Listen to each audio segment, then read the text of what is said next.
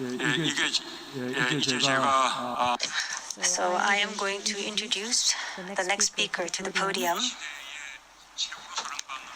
Probably the artist that is most loved by people around the world.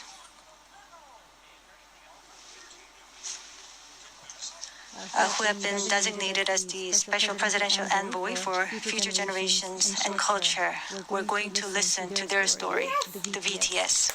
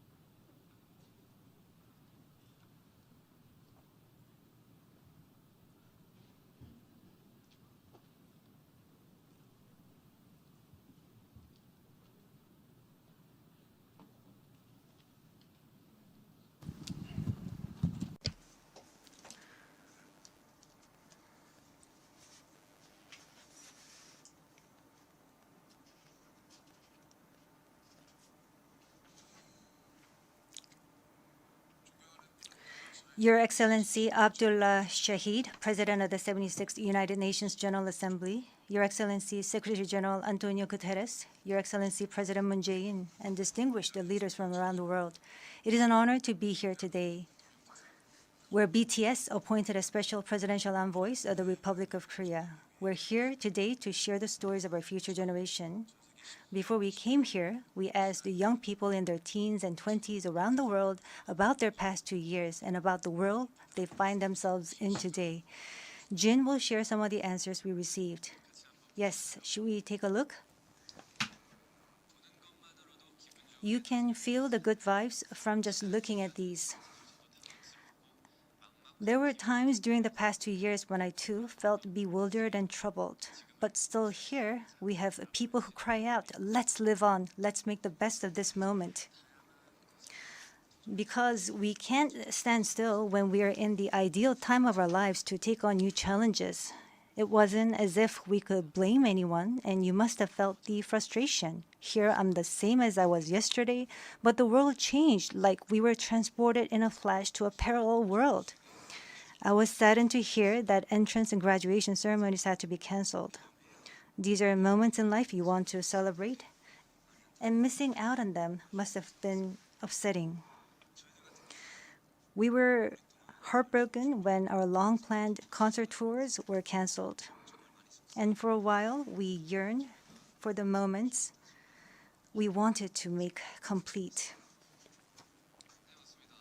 Yes, it was a time for us to mourn for the things that COVID took away from us. A time to discover how precious each and every moment we'd taken for granted were. Suga mentioned the precious things we'd taken for granted, and lots of people answered our question by sharing pictures of their precious moments. Many people showed how they share their moments with nature. I think during these 2 years, they found dear the time they experienced and care for nature.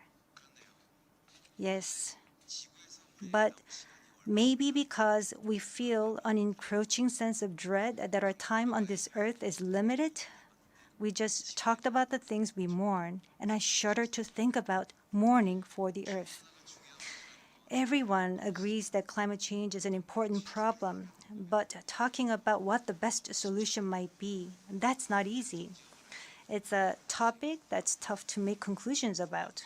Yes, it is a tough discussion, but I learned while preparing for today that there are many young people who have an interest in environmental issues and choose it as their field of study.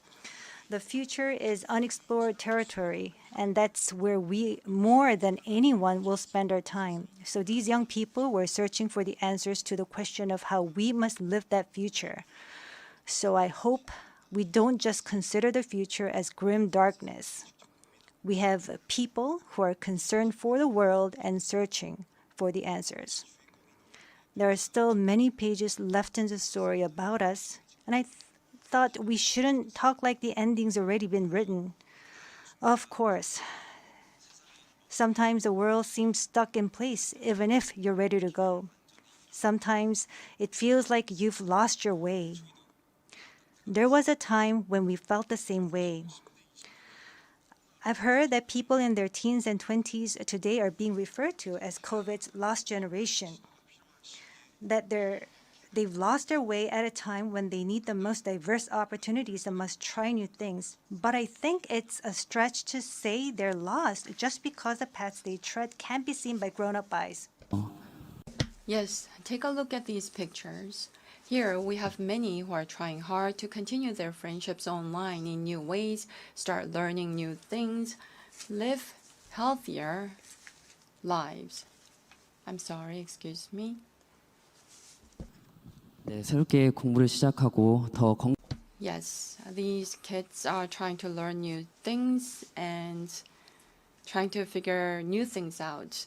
They don't look lost. They look like they are finding new courage and taking on new challenges. I think that's why instead of the lost generation, a more appropriate name would be the welcome generation. Because instead of fearing change, this generation says welcome and keeps forging ahead. That's right. If we believe in possibilities and hope, even when the unexpected happens, we will not lose our way, but discover new ones. There will be choices we make that may not be perfect, but that does not mean there will be nothing we can do. That's what I think. What is important are the choices we make when we're faced with change, right?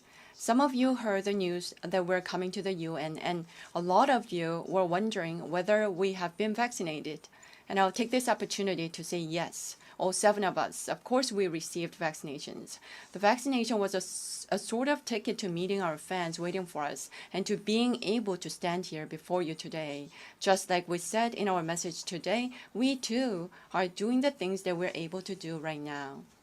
Like the vaccinations, efforts are continuously underway to keep this new reality going forward. And I think the day we can meet again face to face is not far away. Until then, I hope we can fill each of our days to the brim with positive energy.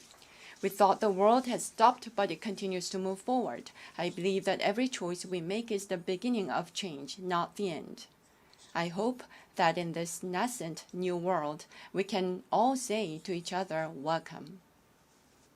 And now, as we look forward to this future, the permission to dance is our message of welcome that we want to share with everyone today.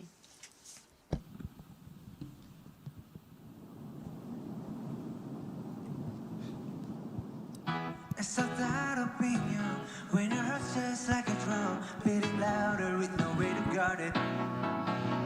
When it all seems like it's wrong, sing along to Elton John, to that feeling we're just getting started. And when the nights get colder